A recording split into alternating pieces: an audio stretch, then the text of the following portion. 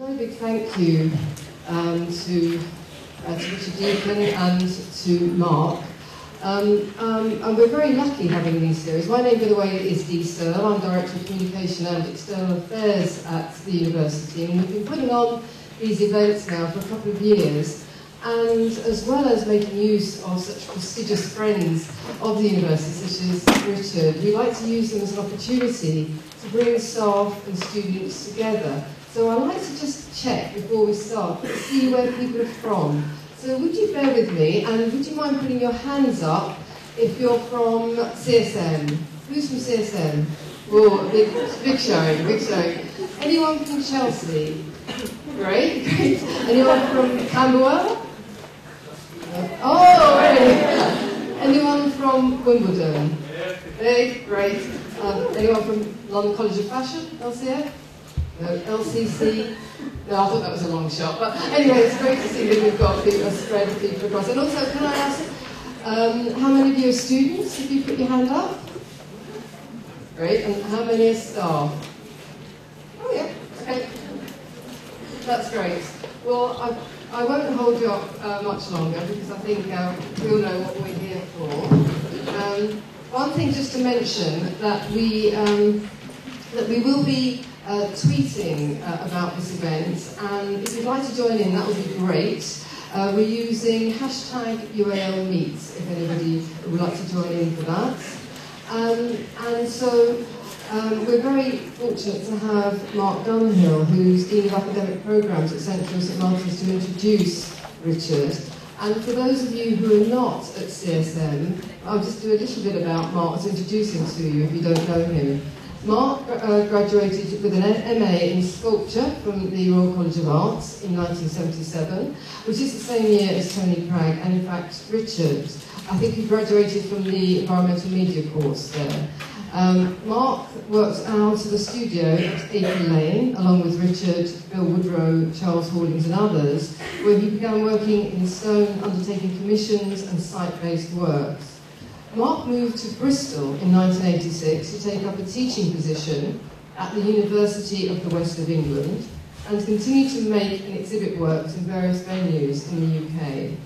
Mark has exhibited in several group and solo exhibitions, and from 1998, Mark has worked in collaboration with his partner, Tamiko O'Brien, as Dunhill and O'Brien.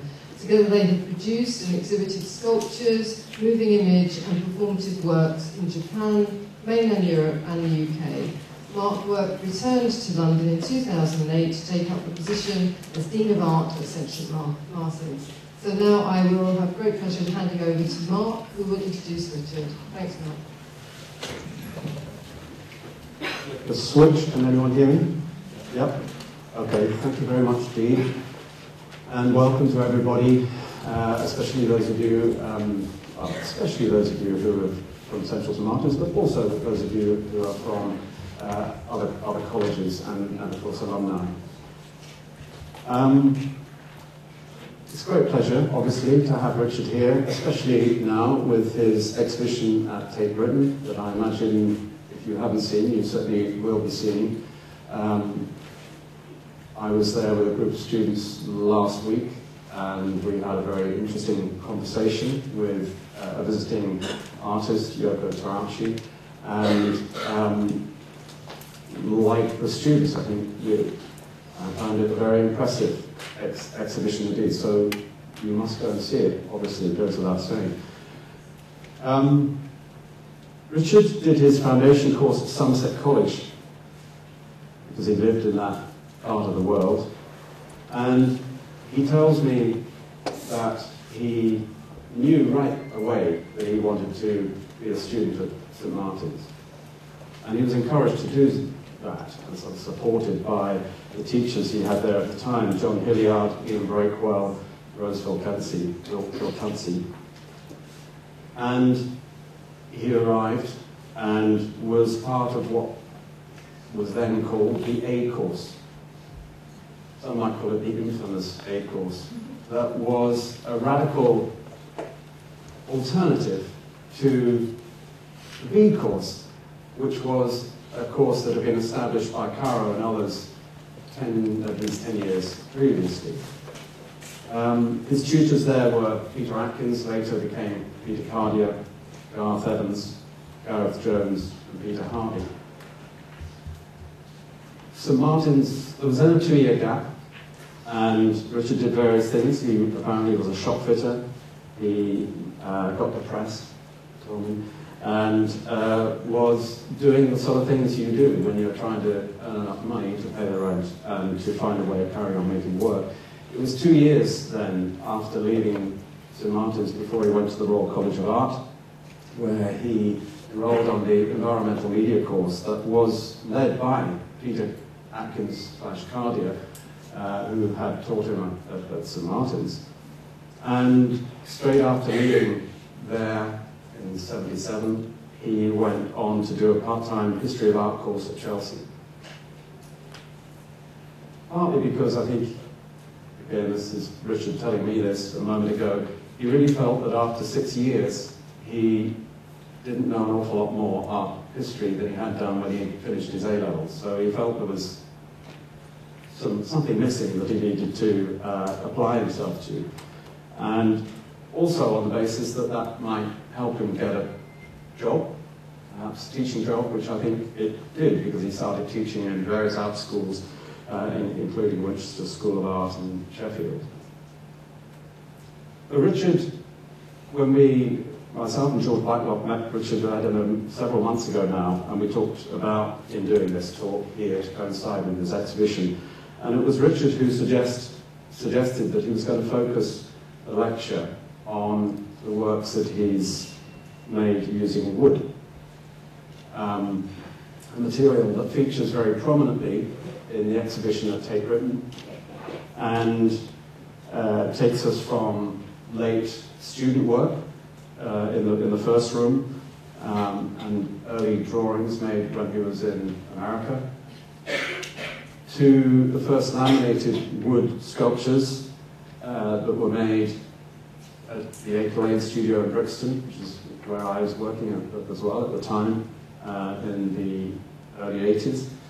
And then through to much more exuberant and flamboyant works, much more complex works, technically and visually in many ways, that were made in collaboration with Matt Perry. I don't know, Richard, you might talk about that collaboration at some point, I'm not sure. Richard is a generous artist, quick to acknowledge the support that others have given him, his teachers, other artists, people who've helped support and taken an interest in his work. And he's also generous, I think, to other artists, to both younger artists and to older artists. For example, he curated an exhibition of Garth Evans' work up at the Yorkshire Sculpture Park last summer. And right now, he's curated an abstract drawing exhibition at the Drawing Room in Bermondsey, which I really urge you to go and see, if you haven't done so already.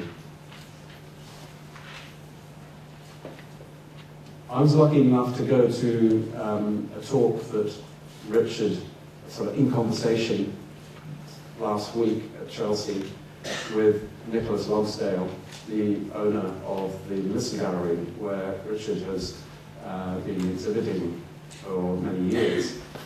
And it was a fascinating conversation, I must say, especially, I suppose, for me, from being part of that kind of period where the art world went through a really huge change from the early 80s through to IBAs and so on. So it was a very interesting journey across a period of time in which Richard has had a very long and fruitful relationship with Nicholas Logsdale. Nicholas Logsdale commented that he discovered Richard at a point that Richard had discovered himself as an artist. And I think that tonight, hopefully, we'll get a little insight into that moment of Richard discovering himself, perhaps through the works he made in wood, which were really the most sort of, well, I would argue, and you might disagree, but the most sort of seminal works from that early period that really launched his career. So I'll hand over to Richard now, and we'll hopefully have some questions, chance to ask questions at the end. Thank you very much.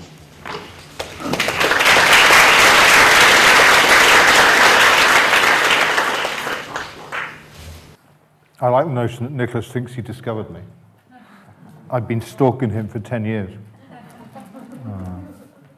He didn't know that, and he was a bit surprised at Chelsea when I revealed that I'd seen as many of his shows as I had. And a bit like going to St. Martin's, I decided a long time ago that the Lisson Gallery was the only gallery I was interested in. And that was the gallery I was going to show with. Equally, when I was younger, I decided St. Martin's was the only art school I was interested in. It was the only art school I was going to go to. Luckily, in those two cases, things worked out for me. The list you see on the board, on the screen now, is a list of all the materials I've used to make sculpture over the years. Is the sound all right? It's kind of slightly booming for me, but you can all hear me, can you? Yeah. Great. For a while, I've been kind of thinking about how to give a talk about my work which somehow focuses in on material. And of course, if I talk about all of these, then it's kind of goes all over the place, and it's not it doesn't really kind of get into any depth. So on a couple of occasions, I've talked just about works I've made in wood, and it seemed to be quite an appropriate choice, because I could start with the first work that I made in my own studio, and it kind of follows right through. And by tracking the one material, the way that things develop can be. I can talk about the ways that things develop,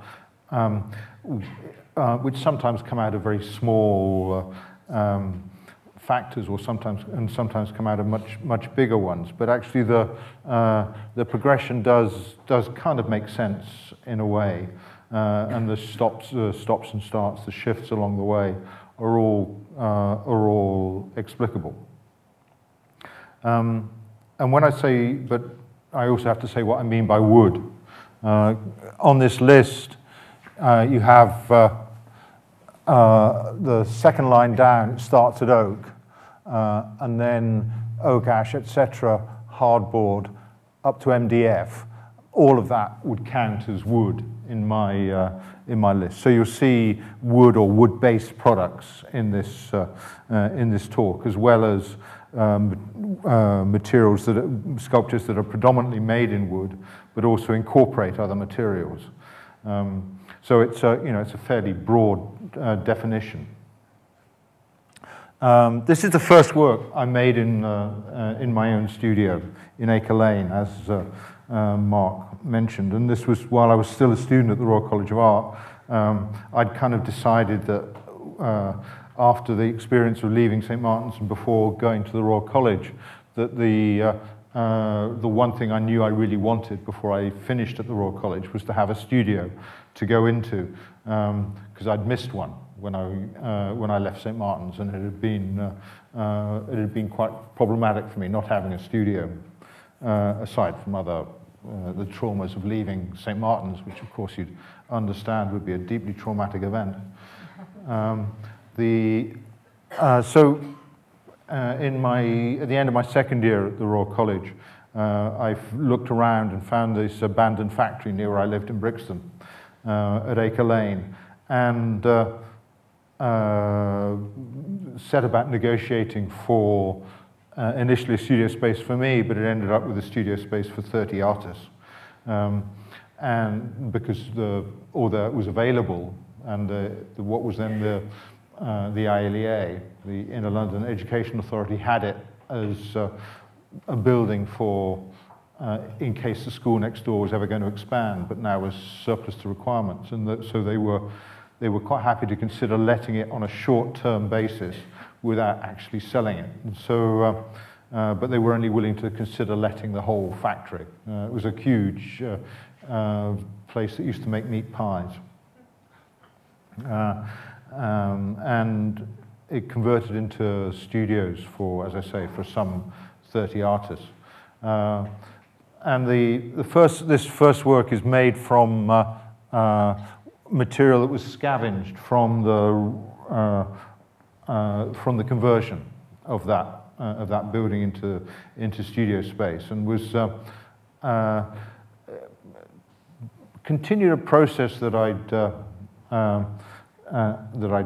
started whilst I was at the Royal College, of making sculpture where I'd choose a material and then kind of try and put it in, and then that was the rule. I mean, I'm quite rule bound sometimes. I'm quite sort of strict with myself. It gets easier as it goes on, but in the 70s I was quite sort of austere. You may think I'm austere at the moment, but I was really quite austere then. So the work was made into a big square, and the process of and at the Tate now you'll see a fiberglass one which is similar but made from obviously from a disc cut up and folded. And in this case it's the square is cut up, and then the thing that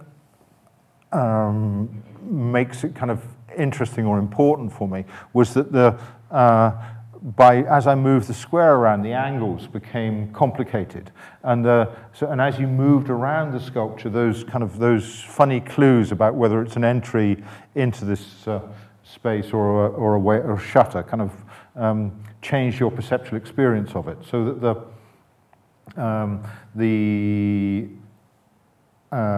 by subtly changing the angles on the various faces, you had the impression that sometimes the sculpture was open and sometimes it was closed. Without knowing it at the time, that actually predicts a fair number of the kinds of things that I was going to go on to be involved in. And similarly for the second of these, which was made, and actually Mark will recognize this image. It's for the gallery at in Brixton. I'm just giving you the arrow. Sorry? I'm just giving you the little arrow. All right, okay.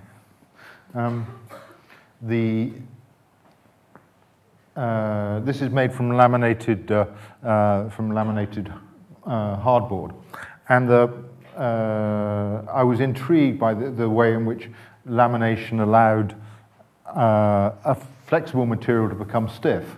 The addition of glue and making the curve. So this one started as an oval. That's the end of it, which is still there. And then the oval was kind of cut up and progressively developed.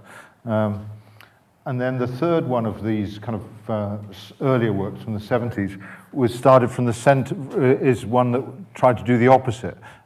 It tried to make a work that instead of building up from the around, built out from a single center, so that again, this is all recycled material, but there was it started as a single column, which is then kind of progressively expanded towards the edge of a invisible kind of barrier, so that the faces that are like as you walk around it, you're aware that there are kind of cut faces within the work, which as if it was kind of enclosed in a glass box, and that's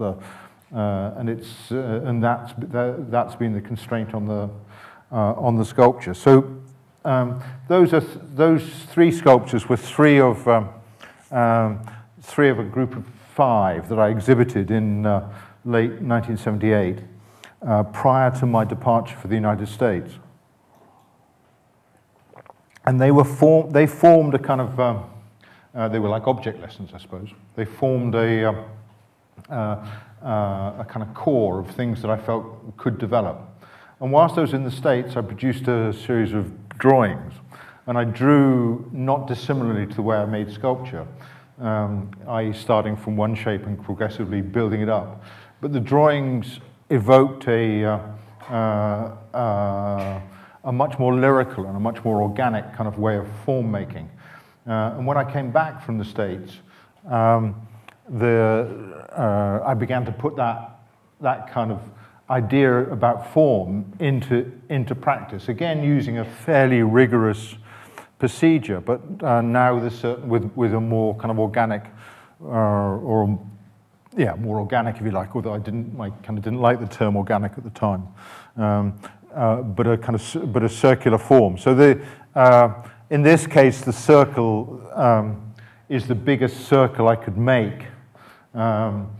Actually, I made the original circle was made at Central School of Art in a period when I was trying to teach by not by talking, but by making something. I kind of confined myself to a room at Central and invited people in. The beginning of the work was just the circle, and then the circle was levitated up off these off legs. So it became a circular fence, which I then cut up and carried back to the Acre Lane studio and progressively built up to this work. And then, so the laminating was the process, and it felt a bit like drawing. So laminating, the progression from I'd been interested in laminating before, and I did these kind of rather linear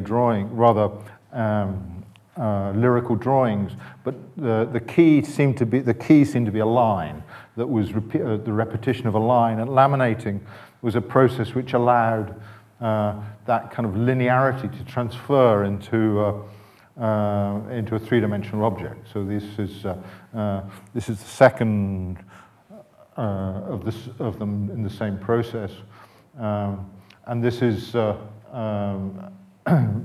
third, which is now actually in the Tate's collection. So these all have they're all quite large in scale, and my idea really was that somehow by going round and round the edge of things, you in the way that sculptors do when they draw that painters don't, that you kind of draw an outline and somehow you inflect the volume by the way you inflect the outline, so that and in similar ways to that very early kind of rectilinear sculpture, where I'd been interested in the ways the angles change your perception of the space. So similarly, going around and around the edge seemed to be a way of describing a volume without actually having to be explicit about it. And if you weren't explicit about it, that left you with it left the inside with the capacity to have other kinds of content put into it, other kinds of meaning, so that the central space that these works enclose became a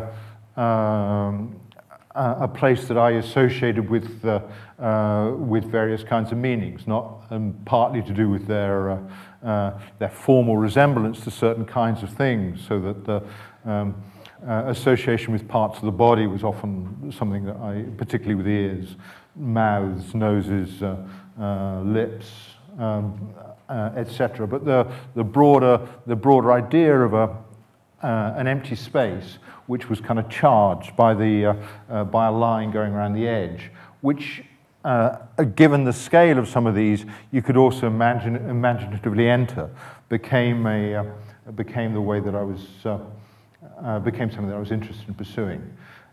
This one's at the Tate, and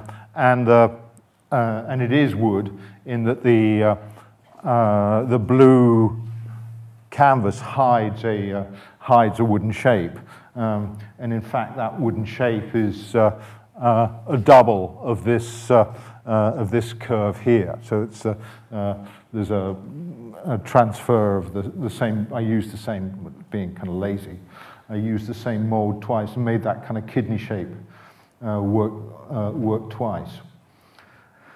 And the blue line, the association of the blue material with the allows it to kind of energizes that, and the kind of crumpling of the cover of the cloth around the space energizes that internal the internal area surrounded by the line, and the blue kind of takes it up into the air. So the juxtaposition of the very simple kind of pear shape or kind of nose shape at the bottom kind of stabilizes it. And then this was a slightly kind of so then the works are now starting to become involved with something like what they look like. So this work's called Tall Tree in the Ear. And I'd started titling works a bit previously. This work is untitled, whereas this work is titled For Those Who Have Ears. And the titling seemed to be, because the content was starting to become as much of an issue for me, or as interesting to me as the formal qualities. And I was starting to tell myself stories about the works as I was going along. I could associate I was relaxing into a way of form making that I could associate the resemblance. I mean, that they sort of look like, the fact that they look like things. I could think that was in the past when I'd made sculptures that looked like something, I kind of chop it off, think I didn't want it to look like that. And there was, and I would kind of really deny resemblance in the work. But now the idea of the empty space seemed to permit a kind of narrative or a kind of meaning which had to do, associations which had to do with resemblance, seemed to be able to sit alongside material qualities. So like the ear is a lot of my sculptures of this period have ear in the title, and that's not only to do with the shape, but also to do with the ideas about resonance and the way in which the listening is a kind of resonant response, and the way that language evokes a response in the hearer, and on the other side of listening was looking, so that both the ear and the eye became quite kind of important. And this was, and obviously this is from '84, and somehow the work was associated with the idea that the reflection, the stainless steel element, or the mirror, this is kind of like a hand mirror, and that the reflection had dropped out, the shininess of the mirror had dropped out, but left a reflection of this kind of figurative element within the work. Or this one's called Turning a Blind Eye, and the whole of the line is this kind of really an outline of an eye, and you have this kind of plow, this plow shape at the bottom. So the turning a blind eye both refers to turning in the sense of ploughing, but also closing your the fact you're not seeing what is obvious or what's in front of you. And a phrase like turning a blind eye, in any cases, uses language as a cliche, and what it means is slightly different from what from the kind of lexical content of the word. So there's all sorts of additions that the name and the meaning and the formal associations all bring into the work, and so certain issues apart from the issues about construction are also slightly preoccupying me. So that as I've said, association with things that the work with eyes and ears and resemblance had become somewhat an issue. So likeness, I thought was an interesting area of representation, that if something looks like something, that's kind of, it wasn't quite intentional, but it wasn't unintentional either. So that for something to resemble something seemed like a very early form of representation. You know, you pick up a rock and say, gosh, that looks like so-and-so.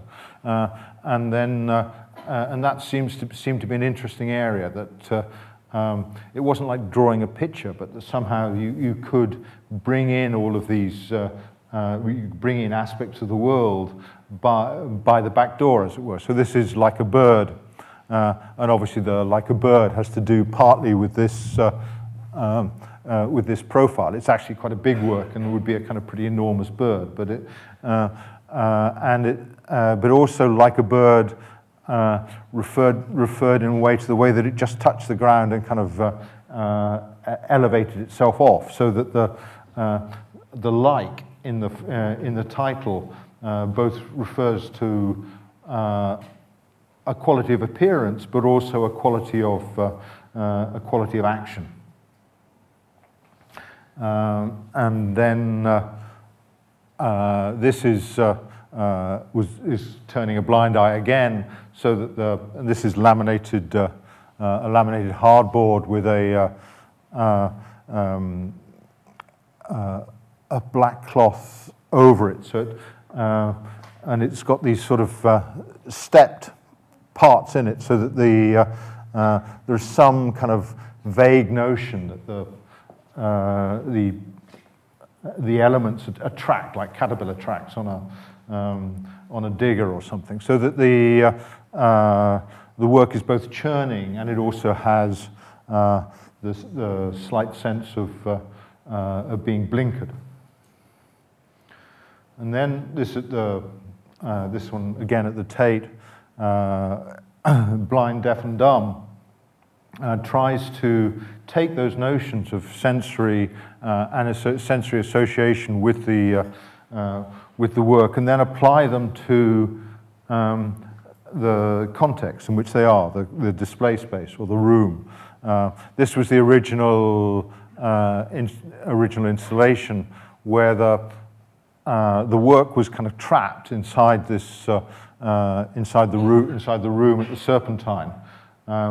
And I changed the glass on the windows here and made it so that, put a frosted glass in so you couldn't see out, but added extra lights from the outside, so that the room is lit from the outside, and it's the Blind, Deaf and Dumb referred to the notion of there being a kind of membrane of some sort of membrane, a barrier between you and the world. That within the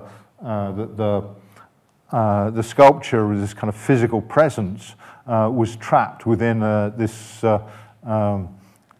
was trapped within the space. Similarly, if you were blind, deaf, and dumb, I imagined you being trapped inside your head. Now, of course, you don't use a phrase like blind, deaf, and dumb now. You wouldn't use dumb to talk about someone with a speech impaired. But although it kind of carries on in the way that you would say, and there is a work at the Tate called this, that you were struck dumb with surprise or whatever, so that the absence of speech, the absence of some kinds of sensory apparatus detaches you from the world, but at the same time there is a kind of physicality within the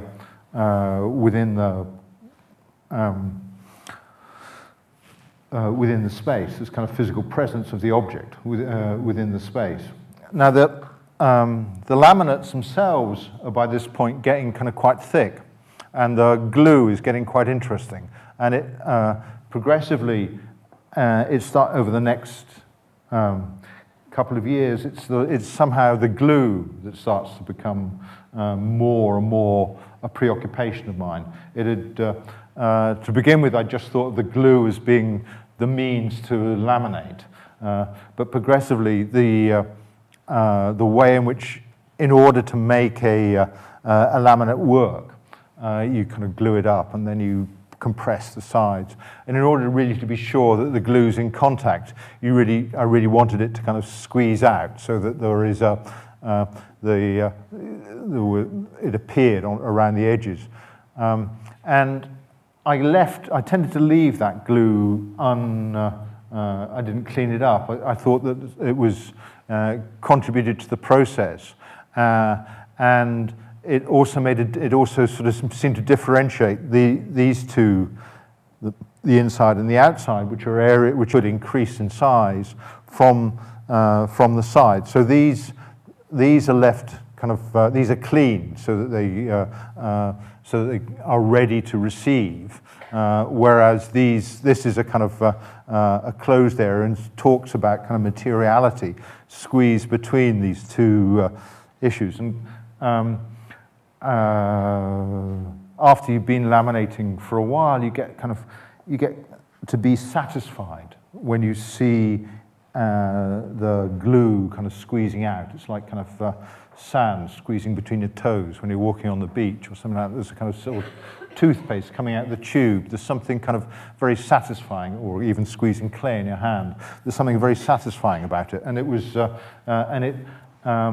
elicits all sorts of physical pleasures and a kind of unconscious, for me anyway, an unconscious delight in that kind of oozing, squeezing kind of process.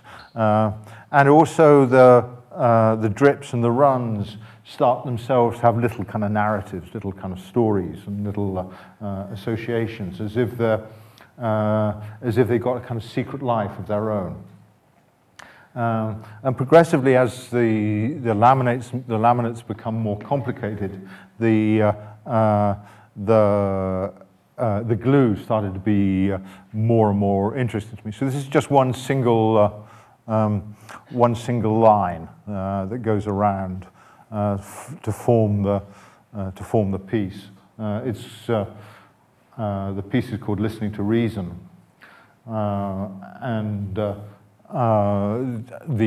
has these 5 ear or kind of kidney shapes, or kind of even like a kind of 5 fingers of a hand. And the pieces, the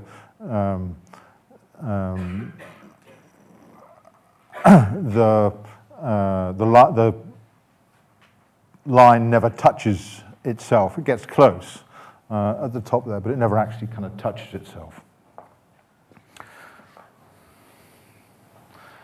So the glue, and this was in the same exhibition. This is in New York at Marion Goodman's gallery, and the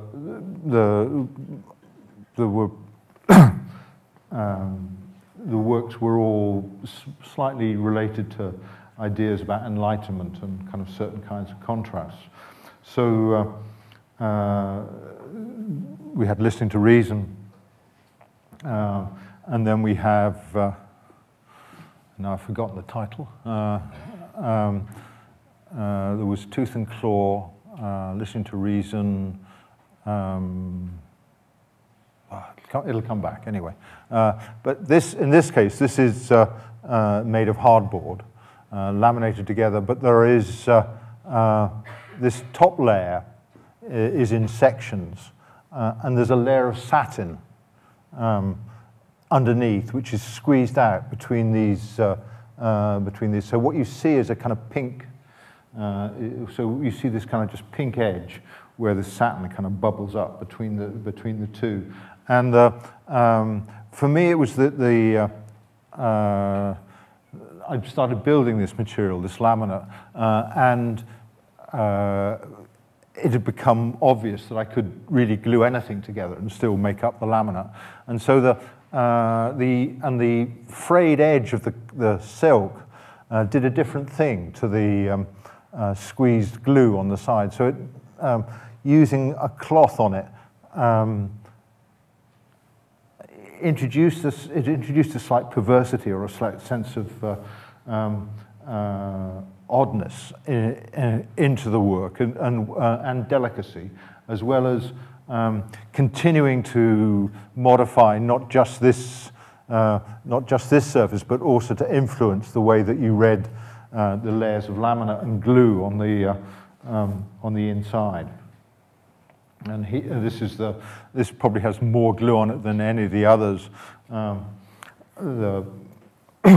And this again is made of laminated hardboard, but in a weave. So you were inside here, outside there, and inside the top. So it's a funny basket, and the hook is called fish out of water, and fish hook, and there is this, and it's got a kind of hook at the top. So the titles were intended just to sort of trigger some vague associations, and it's a bit like an anchor. So it's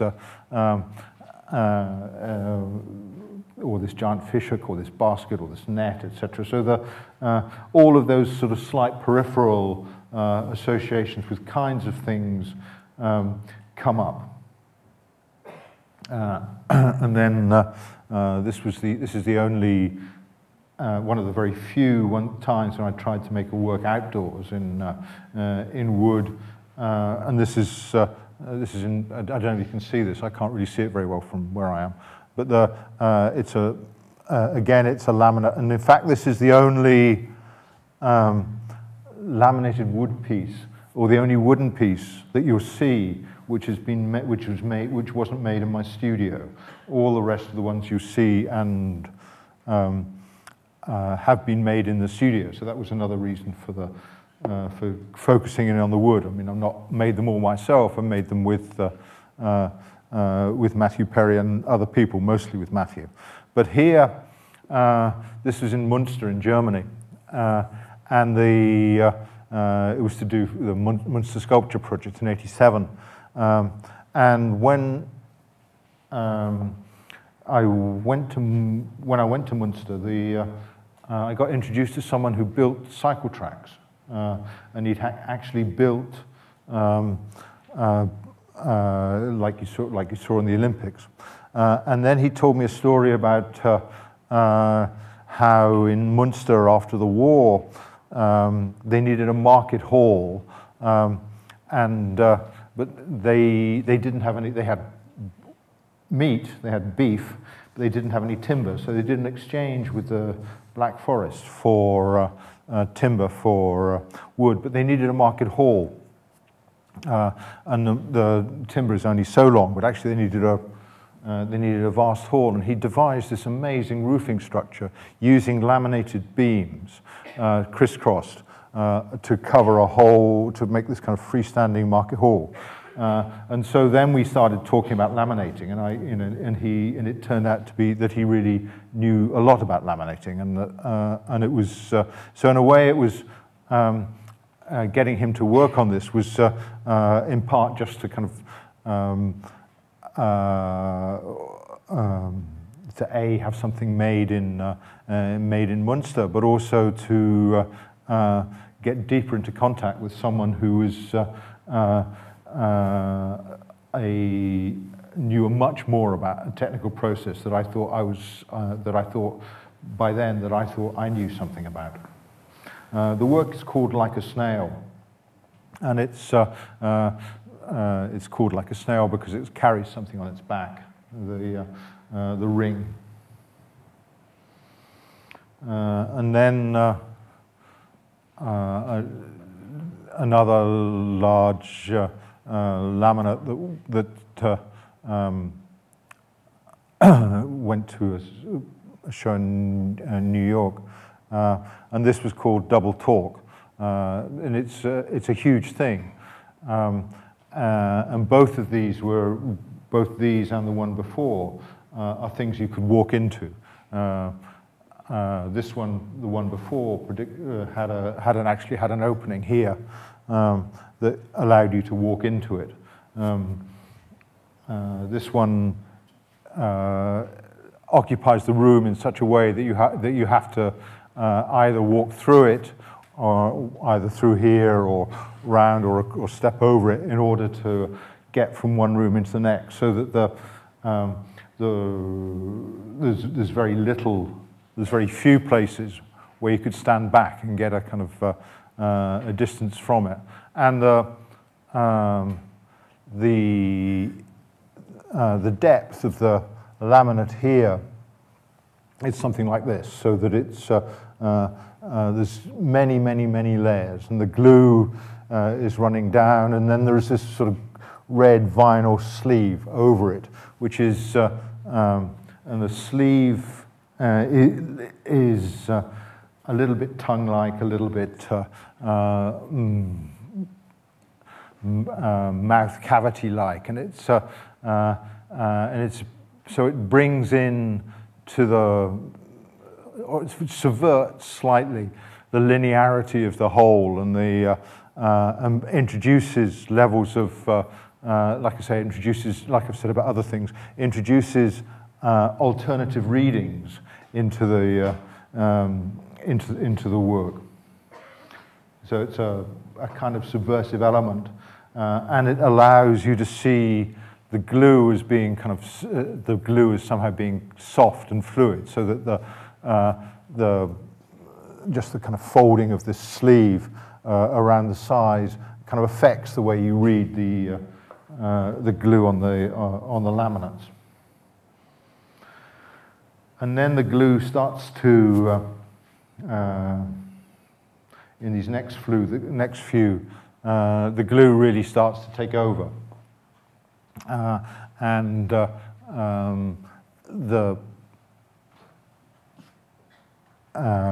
this has to make the glue. It's an epoxy glue, but you have to bulk it up. You have to add something to the glue to make it gap filling, to make it not too, so that it's a little bit viscous. It doesn't run away, but it also kind of fills the gap. And normally you do that by adding a filler powder of some sort. The manufacturers produce stuff called glass bubbles, which is a very fine powdered glass as a filler powder, and it was that I've been using. But then I began to think, kind of getting interested in this, stirring up these pots of glue and gluing them together. I realized that actually I could add anything to the glue, anything to the resin, as long as it was reasonably inert. And so this, the wood here is not really bent. It's just kind of stuffed into the aperture between two sides. And I've mixed the glue up with sawdust and powder paint, so that it comes across as very different. And it's that idea that the material, the adhesive, could now become a component part, and the work was the timber was somehow less the thing that it was about, but it was about the quality of the various qualities of additive to the glue that's were making these that made the sculptures possible and made things appear. So this work's called Before My Very Eyes, and the glue is coloured with powder, with a red powder colour, and what you see on the outside is an aluminium foil interleaf. So each of the layers of hardboard, I had aluminium foil put between them, so you got an additional material. So it's starting to be a kind of composite of some sort. The material is less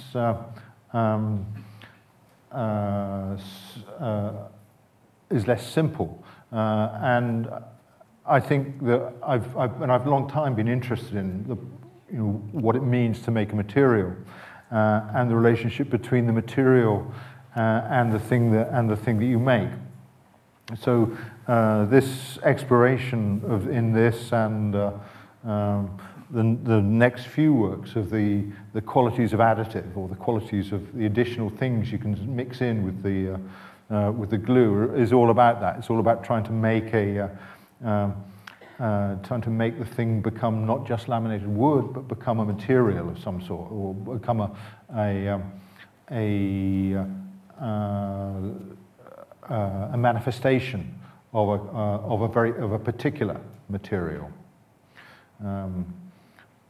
So this is again laminated hardboard, but with a coloured glue and aluminium, and then a stained wooden surface. This is again, there's kind of the laminate is built up by just stacking in this case, and then this piece is kind of stitched together. This work is called Kiss and Tell, and it dates from the late 80s, 88, I think. And there's some notion of the way that this, somewhat like a tick, attaches to the side. It's kind of, there's a soft bit in the laminate is kind of slightly cushioned in, so that the bladder seems to kind of sink into the side, and there is some sort of idea of parasitism involved. But the kiss and tell, so the AIDS thing is beginning to get quite strong. So the kiss and tell was also slightly a response to that paranoia about blood, which was a feature of the early AIDS crisis. So there was a dark side to this as well. And Breed, similarly, was kind of occupied with some not dissimilar notions. There are the two elements are identical, but they're just differently positioned. They're like two kind of independent mouths, kind of, although you could also think of them as tropical fish swimming around.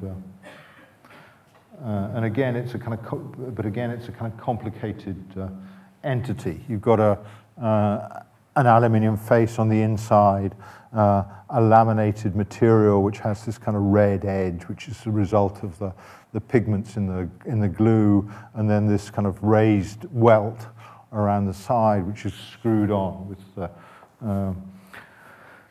So it's becoming quite a. For me also, it was becoming quite a elaborate process. And in fact, this is the last laminated work I made, because I had got to the point where I realized that I felt I was making this material, but that it was the kinds of Baroque complexities were maybe threatening to take it over. And I perhaps needed to go back to a kind of more simple way of making things. But so in this case, this is also in the Tate. It's a laminated hardboard piece. The glue is mixed with a grey powder paint.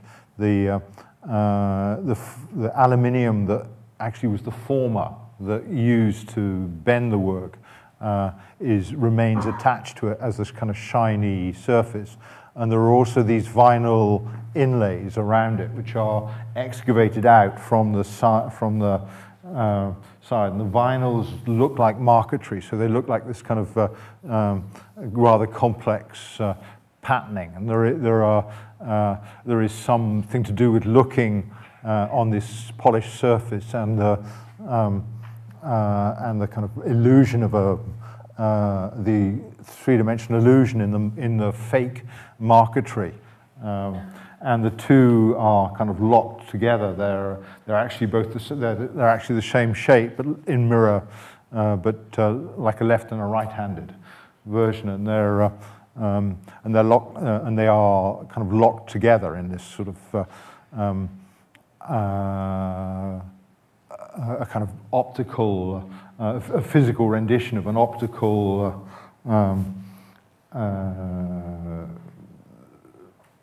fixation. An optical obsession, rather, maybe I should say. So then there's, it felt like the last laminate I was going to make, and I felt like I'd got it, gone as far as I could with it. And I sort of, some things were troubling me. Most of the work you see, the form making is done by either going around the outside or by repetitive building up of kind of ribs. And this was, at the beginning of the 90s, was becoming a problem for me. And I, in various ways, I wanted to do something which had a kind of greater three-dimensionality to it. That was more kind of fleshy in a way, that had more body. The first kind of manifestation of that was this, which is a combination of two, a recycled part of a laminate, and then a resin part that sort of poured into it and then turned over. And it was, it's called float. As much as anything else, it was a kind of manifestation of a desire to try and get to a more rounded form, and an interest in a different kind of material. So that and then the next was, I started to work in plastic, with the aim of thermoforming a plastic and being able to get this kind of bend that I couldn't do with wood. And in order to bend the plastic, I needed to have a former underneath it. So the first, so some of these plastic pieces had a wooden former, and then I realized that actually I was quite interested in the way that the plastic surface transformed the wood in a way that when you go to the supermarket, the way that plastic covering, or nowadays, I mean, everyone uses that kind of clear plastic to wrap pallets like everything else. There's a sense in which that transparent covering transforms the what's underneath it by tightening it or whatever in ways that are interesting, and also forms a barrier. That this is separate, that the one inside is separate from you. But then, and then I got interested in the forms underneath. So that originally I'd made the wooden formers as a support for the plastic, and they were thrown away. Then the second stage was for the wooden formers to be incorporated into the end product. And the third stage was to think, well, maybe it's the wooden formers that are the interesting part. So there's a small group of works which are these kind of solids, which are they're built brick by brick, as it were, and the shape is kind of sanded or kind of smoothed into them. I mean, they're still built in the same way as the laminates are built, but they have a much more, but they're solid, and you don't see the inside. I thought of them, in fact, as being as being the kind of outside of the inside, rather than it being the outside. So because I'd started this as in the same way as a hat mold, you can think of the hat mold as being the outside of the inside of the hat. I thought of this surface as being exposed, as if it was an inside surface just exposed to the outside, as if they were flayed, I suppose, had their skins removed. And this was called substance.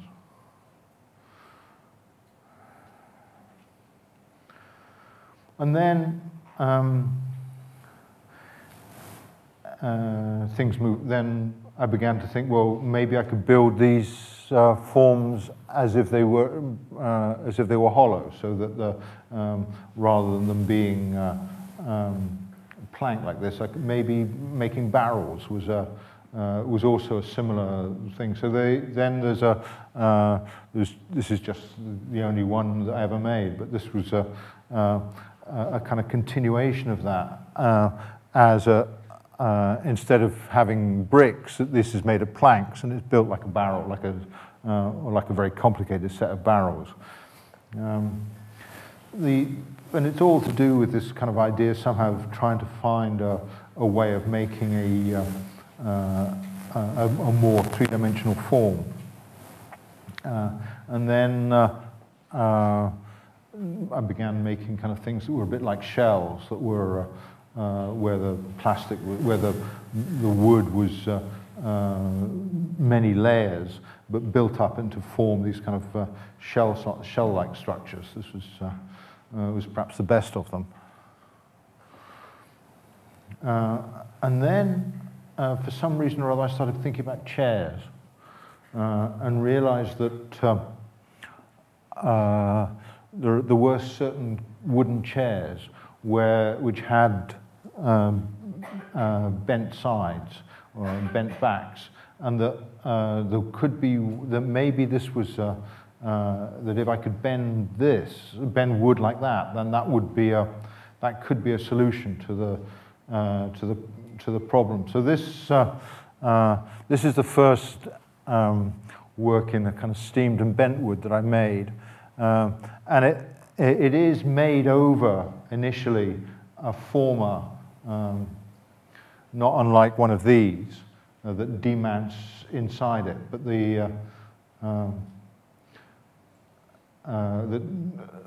but it's got 3 layers, and each layer follows the curves of that internal form in a different way. So the first layer goes sort of along the inside of the form.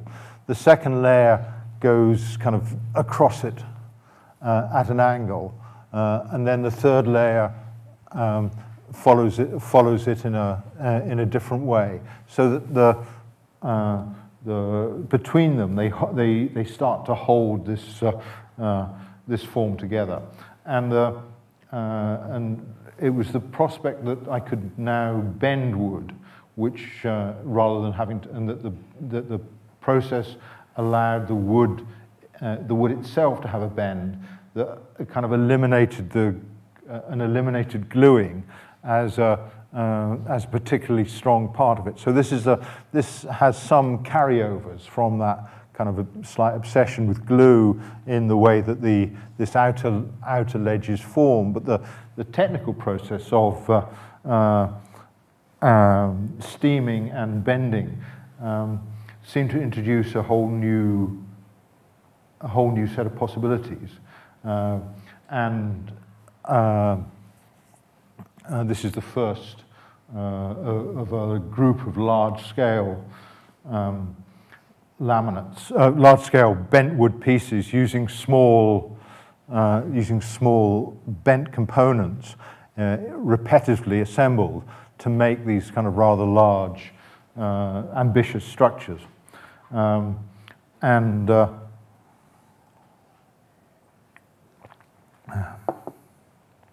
Again, this is like a basket.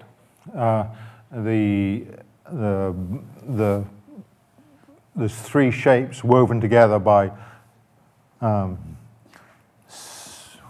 2, 3, 4, 5, 6 by 6 pieces that go through.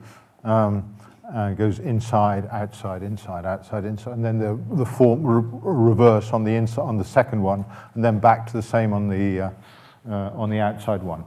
So it's a basket. It's also these individual tubes are a bit like baskets as well. So it's like a basket within a basket, but it's a huge basket and it doesn't really contain anything. Except it kind of contains itself, and it contains itself in a really very interesting way. That so it's particularly, and that is particularly evident from this photograph, from this view, that when you see it from here, you have this sort of bush-like vision that somehow not only is the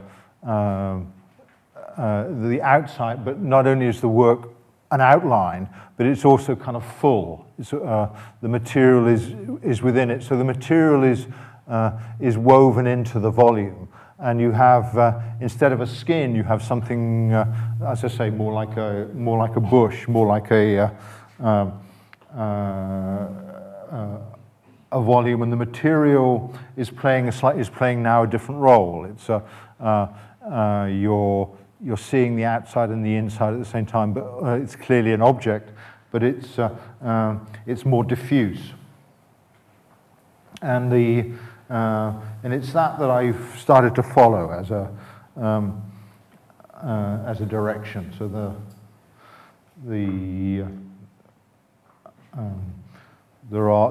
I had some reservations about the way that this looked from here, for example, when this woven structure becomes obvious. And what I wanted was to get this sense of the overall volume being full of material, but also full of air, and that somehow you could, that as a viewer, you would see both space and material at the same time. And that was over the series, that was the kind of thing that was driving me on. So like this is again a single line that goes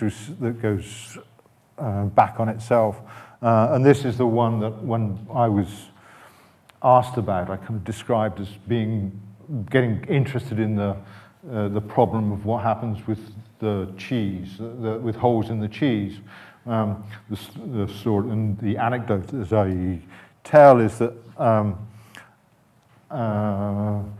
having been provoked by this photograph, I then began to wonder, looking at cheese in the supermarket, I began to wonder what happens if the holes in the cheese are so big there's no cheese left, and if the hole is also cheese. And I thought of I began to want to make a work that packed a hole into as tight a space as possible. So this, the dimension here is roughly the dimension of my shoulders. So it's a volume that you feel that you could just about enter, although it wouldn't be pleasant. But but when you do get close to it, you're aware of that volume, and you think. And you realize that actually if you put a ball in there or a person, they go all the way around. So you see both the external and the internal. You kind of feel that this hole goes all the way around. That this space, that the one clear space in the work is inside this hole. And it's why is that interesting? It's the idea that the idea of making the absent, the hole, the void, physically present, is what I think is interesting, and it allows you to imagine. You imagine yourself inside it. And the act of imagining yourself inside it whilst you're looking at it from the outside means that you are you enter into a kind of complex body relationship with the object, a complicated discourse with the object.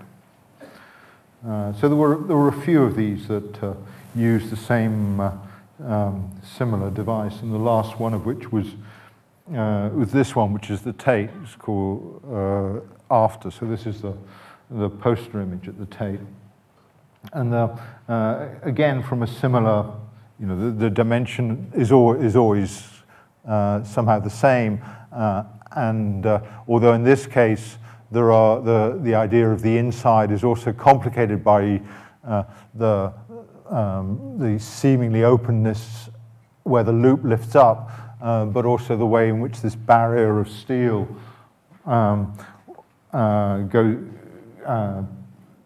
inhibits access and seems to kind of hold, with its rigidity, seems to hold the two together. And originally this was based around a painting of Poussin's that I've been looking at for a long period, which has a dead body with a kind of snake around it in it.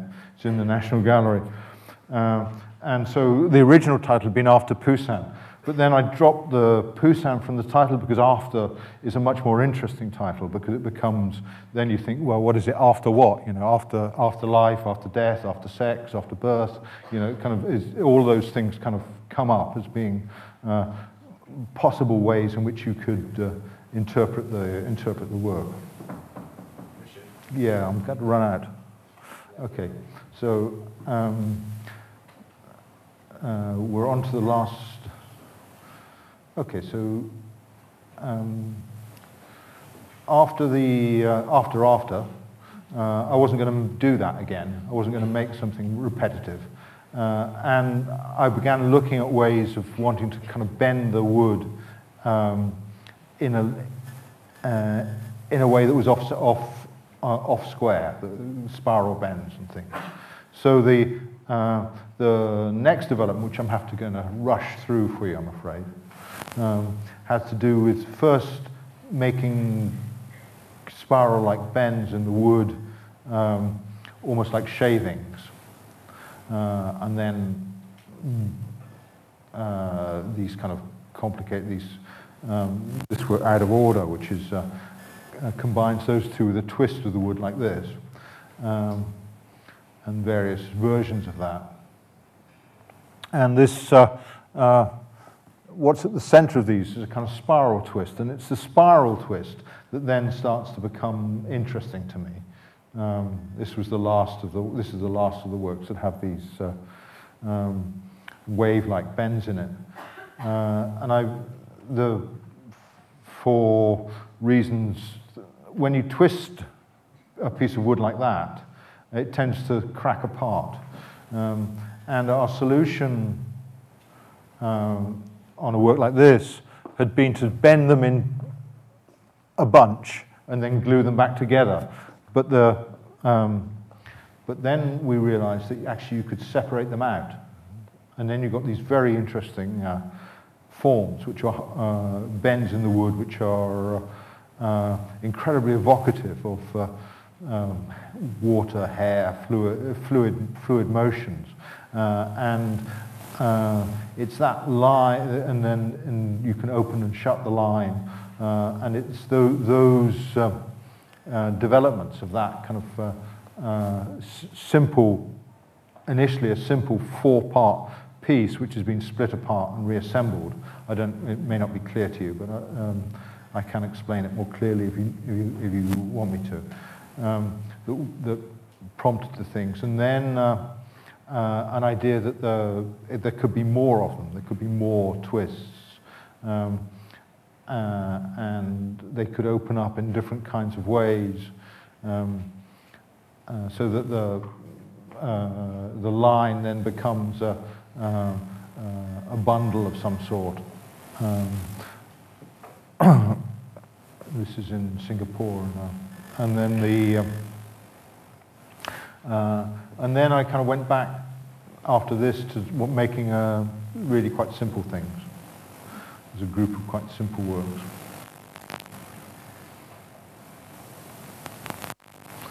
But then it gets complicated again. And these are the last 3 slides. These are the last 3 images. It's a group of works, all with the same title. They're all called I Remember. And memory, in this case, has to do with the fluidity and the transfer of end to end between 2 different kinds of patterning.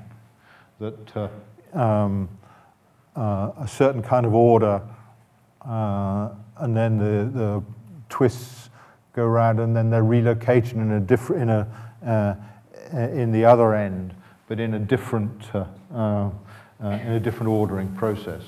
So the idea of memory is somehow both attached to kind of fluidity, but also attached to patterning in some particular ways.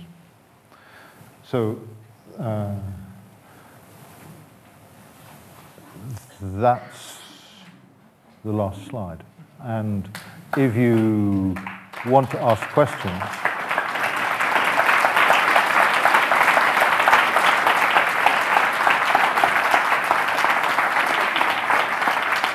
then I think there's a roving mic going round, and the lights could go up as well so I can see you. Two at a time. You answer one and I'll answer one. You decide which one. I think if we can take 2 questions, one after the other, and then Richard decide which one he wants to answer, and we'll answer. A question. Keep the question brief, please.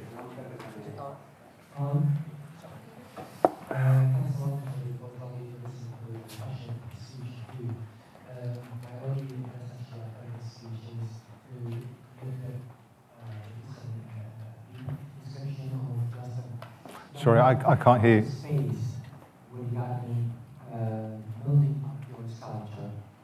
Shall I repeat it? Yes, please. Okay. The space, how do you think about how big, how small your work? Oh, how size, how big the sculpture is? Yes. Or how...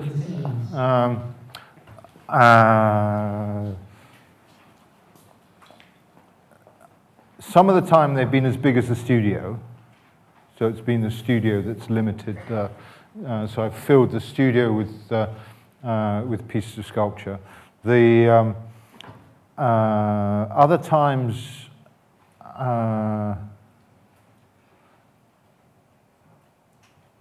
the things that I'm making now, which aren't on this, I've just started making some, using a very much smaller section and twisting that. The next works that I make will be quite small, I think.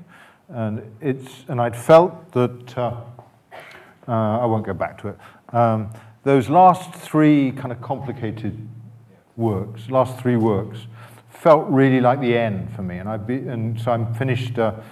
I finished the last one in early 2013, so I really haven't made any works in wood for almost a year now, And on the occasion of the Tate show, we produced a multiple in much smaller section wood. So by accident. It then turns out that actually I think it's a really interesting way to go. So in that case, size, I'd been aware that I'd kind of run into a problem but not knowing how to deal with it. And then just making the multiples opened up the possibility that I could make really quite small objects, and they would be interesting. So size, sometimes it's been to do it's mostly to do with the size I want it to be. They're often bigger than me, or so after, for example, is as long as the studio, and it's I suppose the answer is it's intuitive. I did say that there was that width of the tube was sort of geared to that, and then that kind of governs it kind of governs the size.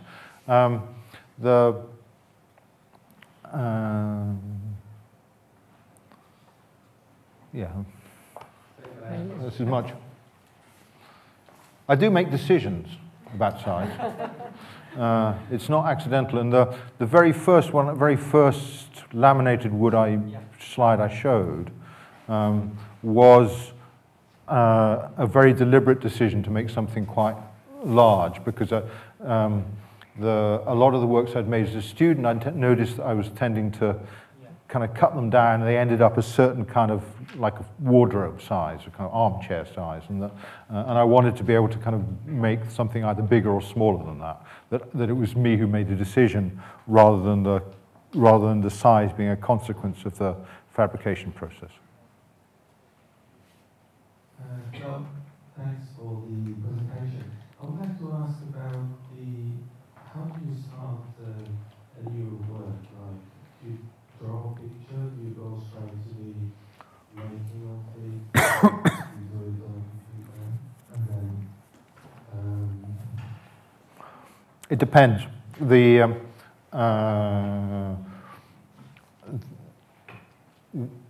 Towards the end, I showed you a group of works when I said I started making something really simple. And in that case, to make those, I made up a whole load of components and made the works directly by starting in one place and seeing where I could get to, seeing what moves I needed to make, what bits I needed to get to make them come around together to an endpoint that was interesting. So in that case, the decision was that I just do them directly. In other cases, I make parts. There was a few cases. In some cases, there are models. After, for example, I made a model firstly out of curtain rings and then out of. But then that's because I knew I wanted to use the same diameter of curve. So the works in the 90s were quite constrained by model making, so there was quite a lot of decision making made beforehand, and the process itself isn't very friendly towards reconsidering. But I don't know if you've been to the Tate, but the very big work in the last room, Out of Order, was never thought of as being one object. It initially started as 4 objects, and it was only at some point that it kind of coalesced together. So there was never ever any, in that case, there was never any real idea of what it was of what the final shape would be. Whereas the suspended work that was was towards the end, it was a commission, so actually there had to be a model for it. There aren't many drawings. I don't really draw very much, particularly for the wooden works. It's more a question that I've been working with Matthew Perry for a long time, and we know each other very well. So we do have a kind of code between us to talk about certain kinds of things that are of interesting, the way that things touch, the way that they impinge upon each other, the kinds of twists that I might be interested in, and it seems creative and productive for there to be a process of making which allows for those ideas to gradually come into focus during the making. I'm going to ask a quick question, which is very consistently the relationship of the objects you make to the floor, to the ground, is very particular. Mm-hmm. It's very rarely does something just sit flat and close to the floor. Invariably they're perched. Yeah. Can you say anything about that? I think that has to do with autonomy. And in the 70s, I thought it had to do with that I wanted to make a complete thing, and that and one way of making something complete was to have it going around, that a circle was complete in a different way from a square or a solid, and that so there was some notion of all-overness, and in relationship to things, I've tended to describe myself as being more interested in aircraft and boats than I am in cars. Cars are built from the ground up, whereas aircraft and boats tend to be built all the way around. The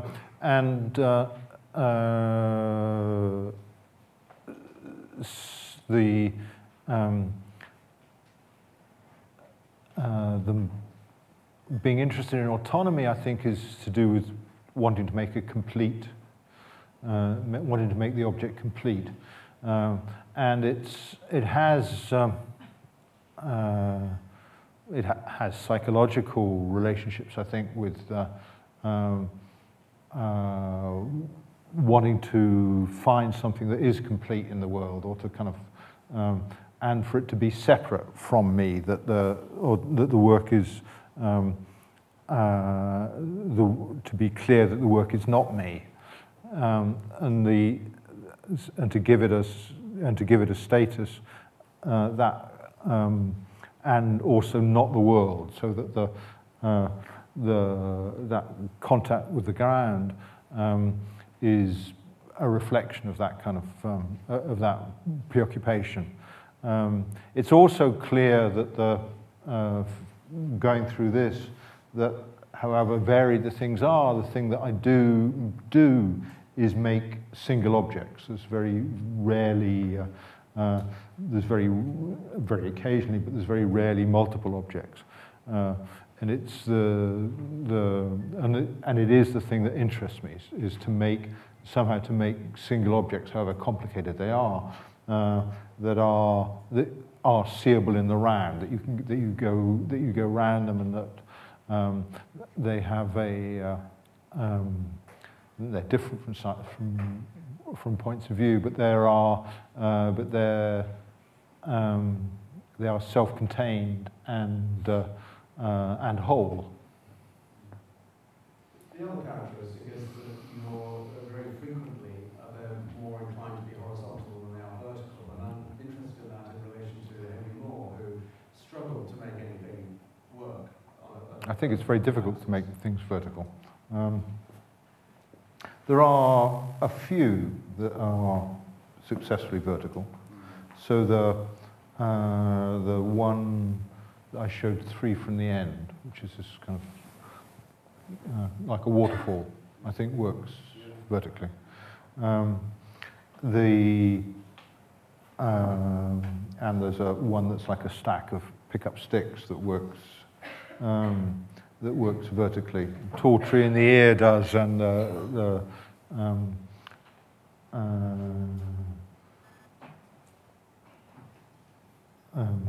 for those who have ears also does. It's hard to make a vertical object without it having phallic overtones, and it's and so there are problems of assertion in relationship to large vertical objects, which I think are difficult to deal with. Also architecture, I mean, in the Yeah. sense it's starting to deal with architecture. Well, it's against architecture. well, I mean, if you make something that stands up that you can walk into, that's different. But but it is to do with. I don't think my sculpture is not assertive, but there are. But there are problems of assertiveness and dominance that are associated with large vertical objects. In a way, we as the viewer are the vertical element, in a sense, in something like that. That's also true, yeah, and so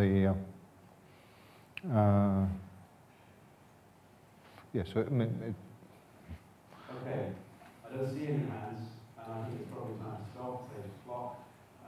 Richard, you've been amazingly generous again, I think, for coming down. Generosity before in the first of coming here and talking, and I think in your decision to focus in on one good work, and it's quite extraordinary in a way that there's a whole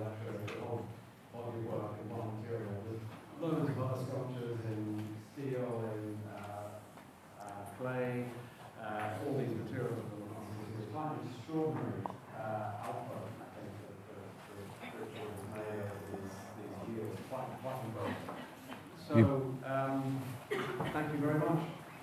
Indeed.